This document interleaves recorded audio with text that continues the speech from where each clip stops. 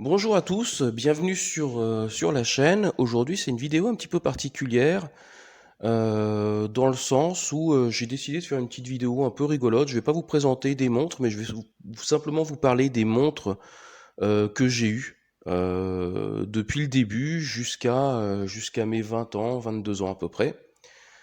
Voilà, donc on va refaire le parcours. Peut-être que ça va parler, hein, pour certains. Je pense qu'on a eu très certainement des montres en commun quand on est gamin. Ça va peut-être vous évoquer des souvenirs. Puis je voulais faire une petite vidéo comme ça, un petit peu amusante, avant de partir en vacances. D'ailleurs, je vous souhaite à tous de très bonnes vacances, que vous partiez ou non. Juste reposez-vous bien et profitez bien du temps qui vous est imparti. Alors, on y va tout de suite. On va démarrer avec ce que j'appelle celle-ci, la montre Donald. Alors, je suis pas sûr qu'elle s'appelle vraiment comme ça, hein, c'est moi qui l'ai rebaptisée comme ça. Mais voilà, ça c'est ma première montre, mais vraiment la toute première officielle. J'ai eu cette montre quand j'avais 6 ans. Voilà, alors elle avait pas ce bracelet noir, la mienne, elle avait un bracelet blanc. Et c'était une montre à quartz. Et j'ai trouvé ça, j'aimais beaucoup, hein, j'adorais vraiment cette montre. Vous voyez les deux boutons qu'on a, bah, ça servait à régler forcément l'heure. Et en même temps, quand on appuyait, je me souviens qu'elle s'allumait sur un des boutons. Alors je ne sais plus trop lequel, mais j'aimais bien justement, ça permettait de lire l'heure dans la nuit, dans l'obscurité. Et je trouvais ça franchement super. Voilà, donc j'ai porté cette montre de 6 ans, de mes 6 ans jusqu'à mes 8 ans, 8 ans et demi. Et puis après, ben, j'ai appris à lire l'heure. Et donc, ben, forcément, mes parents m'ont acheté une montre à aiguille, mais on est toujours resté auprès de la famille Disney, puisque la suivante est celle-ci. Donc c'est ce que j'appelle la montre Mickey.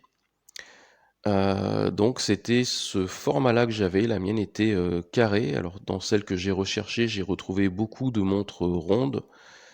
La mienne était bien carrée comme ça, et les bras de Mickey faisaient office d'aiguille, et j'aimais beaucoup ça en fait, quand il fallait avancer ou reculer l'heure, voir les bras tourbillonner dans tous les sens. Je trouvais ça très amusant à l'époque. Donc là aussi, on est sur un mouvement quartz. Dites-moi dans les commentaires si vous aussi, hein, vous avez eu ce genre de montre en étant gamin. Et alors, comme celle-ci, je vous précise, c'était une montre quartz, donc une montre à pile. De temps en temps, il arrivait qu'elle tombe, qu'elle s'arrête, pas qu'elle tombe en panne, mais voilà, plus de batterie. Et à ce moment-là, quand j'avais plus de batterie, je repassais donc au quartz avec celle-ci que j'ai gardée, je l'ai encore, hein, contrairement à celle que je vous présente là, dont je vous parle, je les ai plus. Mais j'avais également celle-ci. Alors, je vous montre. Donc là, on rebascule en mode vidéo et c'est vraiment ça. Donc, bon, elle marche plus, hein, non plus. Et puis, vous voyez en fait la taille. Je sais pas si vous vous rendez compte. Je pourrais même plus la porter, quoi. C'est voilà, mais c'est la montre que j'avais. Vous voyez, je l'ai gardée. Elle est plutôt encore en bon état. Je connais pas la marque. Quartz Sodia.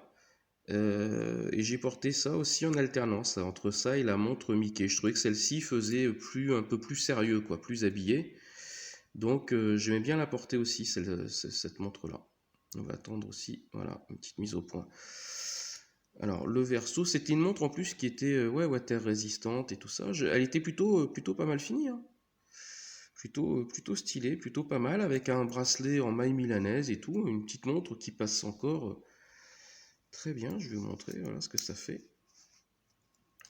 Donc je l'ai conservée celle-ci. Je suis plutôt content de l'avoir encore.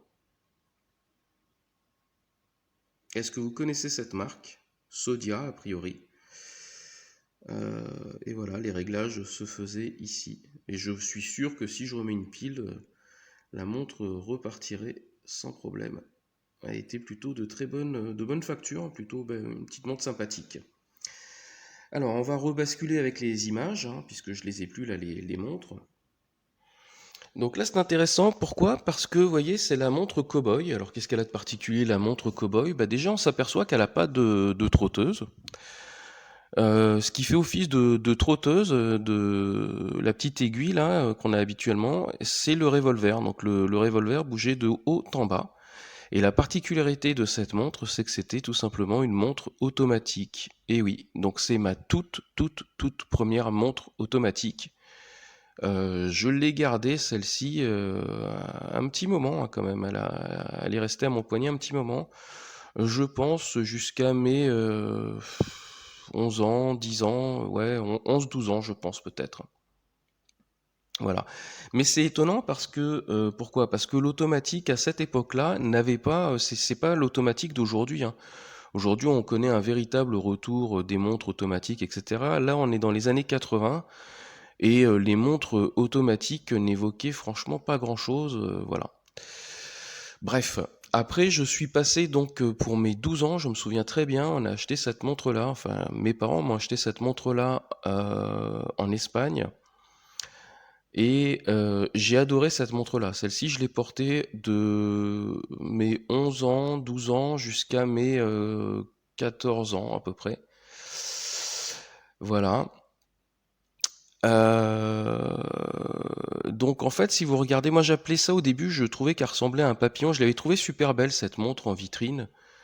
Celle-ci, je regrette vraiment de ne plus la posséder aujourd'hui, de l'avoir perdue. Je ne sais pas, je l'ai jamais retrouvée. Je ne sais pas où est-ce qu'elle est cette montre. Je l'ai pas vendue ni rien, donc bon, je sais pas ce qu'elle est devenue.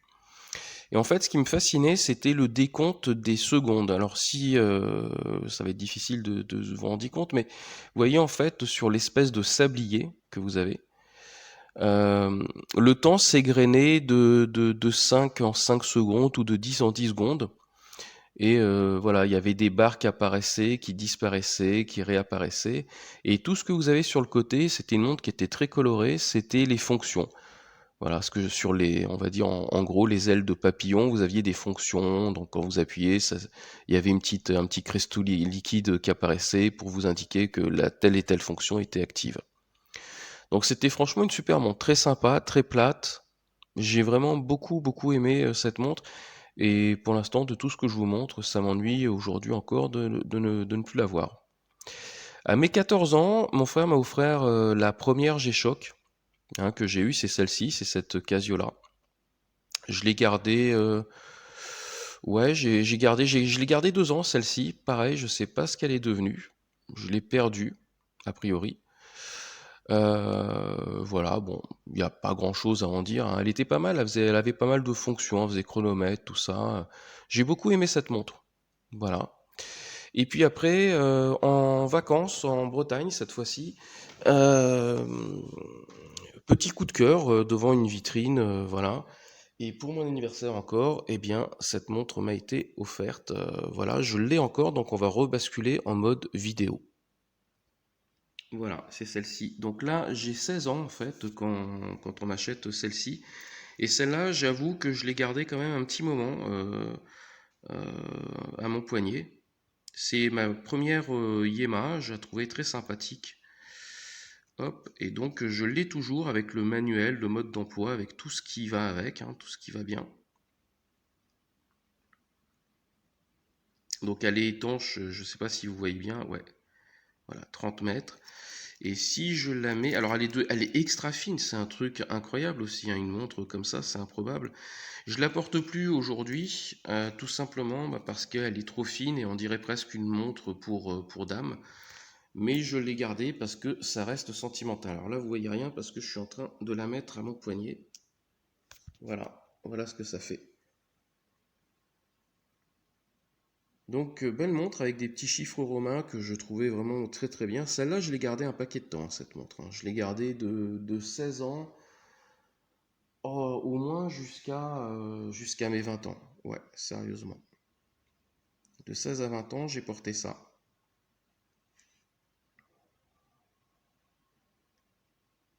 Donc avec un hop, petit bracelet, je disais, pardon, sécurité. Ouais, je me suis coincé un petit peu le bras, mais voilà, c'est arrangé. Hop, donc montre plutôt sympathique et ben plutôt de qualité puisqu'elle est encore là, hein. Pareil, il suffit que je remette les piles pour qu'elle reparte. Donc celle-ci est collector, j'ai jamais pu me résigner à m'en séparer. Voilà. Donc montre, franchement, celle-là, elle a marqué une belle partie de l'histoire. Là, je commençais à m'intéresser aux montres, aux marques, voilà, Yema, je trouvais que c'était quand même sympa, c'était un peu réputé. Et voilà, une jolie petite montre que j'ai adoré porter et que j'ai cessé de porter après, vers 20 ans, 21 ans, je la trouvais un peu trop petite, justement. trop fine, extra plate, hein. C'est ce qui m'avait plu en fait, c'est marrant, c'est que les qualités qui faisaient de la montre, ce qui m'avait séduit, c'est ce qui a fini par ne plus me plaire quelques temps après. Ça faisait un peu trop montre de dame, voilà. Mais voilà, super montre que j'ai encore. On va passer maintenant de nouveau en mode photo, donc je vais vous remontrer. Que celle-ci, voilà, première montre là que je me paye, j'ai cassé vraiment ma tirelire pour m'acheter ça. En fait, quand on est jeune, on est un peu bête, on est un peu fou.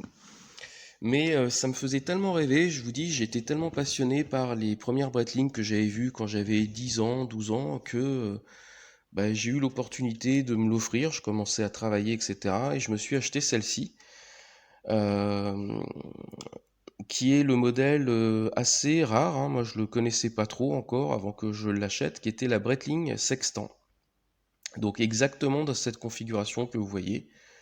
Voilà, tout en acier, fond blanc, cadran bleu, un joli bleu en plus, hein. Les cadrans ont un bleu très sympa. Fermeture, voilà, bracelet Breitling.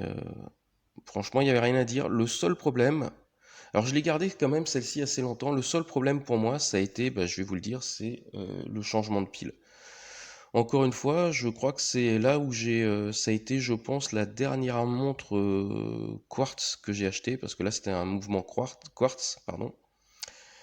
Et ça m'ennuyait de devoir tous les 2 ans, à chaque fois changer la pile, changer la pile. Mais je l'ai gardé quand même un petit moment, donc je vous dis, je l'ai gardé de mes 22 ans jusqu'à presque mes 30 ans, je crois. J'ai fini par la revendre, celle-ci. Voilà. Et j'ai eu des montres un peu, comment dire ça, un petit peu moins nobles, hein. On était plus sur de la Breitling. J'ai porté après des montres, certes automatiques, mais ça n'avait rien d'extra. J'ai eu des Lapidus, j'ai eu des montres comme ça que je dénigre pas du tout, hein, mais j'ai beaucoup aimé. Et à un moment donné, je me suis lassé encore de ces montres-là, des Lapidus, et je me suis dit, ok, je vais repartir sur Breitling, il me faut une Breitling. J'ai acheté une Breitling aussi, la Chronomat, que mon père appelait finalement à juste titre la roue de secours, parce que la montre, la voici, elle est certes super belle, mais cette montre-là, il faut le savoir, elle faisait un diamètre de 49 mm. Donc j'avais exactement celle-ci dans cette config, hein. Bracelet caoutchouc avec des trous comme ça, bracelet sport, les petits cadrans, fond noir, vraiment super montre, automatique. Je l'ai gardé un petit moment, et puis vous voyez, c'est pareil, j'ai fini par me dire, mais en fait, la montre est trop grosse, trop ostentatoire. Ça me déplaisait en fait d'avoir une montre aussi grosse au poignet, donc j'ai fini bah, par la revendre également, bien que ce soit une super montre, hein, vraiment très très belle montre. Et je suis revenu à quelque chose qui était fondamental, pareil, je me suis dit, mais Breitling, il faut que j'achète le modèle qui m'a fait rêver quand j'étais jeune, et vous savez c'est laquelle, c'est la Chronomat. Et là, bon, bah après vous pouvez retrouver tout l'historique de mes montres en vidéo. Donc la Chronomat, hein, que j'ai présentée, la bleue, et que j'ai encore, hein. Donc je suis passé après à celle-ci, que j'ai gardée, et je me dis c'est pour moi le modèle que je préfère. Elle est assez ancienne, assez old school, c'est parfait pour moi. Et puis un petit diamètre, elle doit faire du 39 ou 40 mm de mémoire. Donc très très bien. Voilà, j'espère que cette vidéo vous aura plu, j'espère que vous aurez pu vous replonger, tout comme moi, dans des souvenirs, que ça vous aura peut-être évoqué vous-même votre enfance, votre adolescence, que même si vous n'avez pas possédé ces montres, eh bien ces montres vous parlent peut-être. Voilà. Et puis, bah écoutez, moi je vous souhaite de très très bonnes vacances, comme je vous l'ai dit, et puis on se retrouve à la rentrée pour reprendre un petit peu le fil de nos histoires et des présentations de montres. Je vous dis à bientôt, profitez bien, ciao.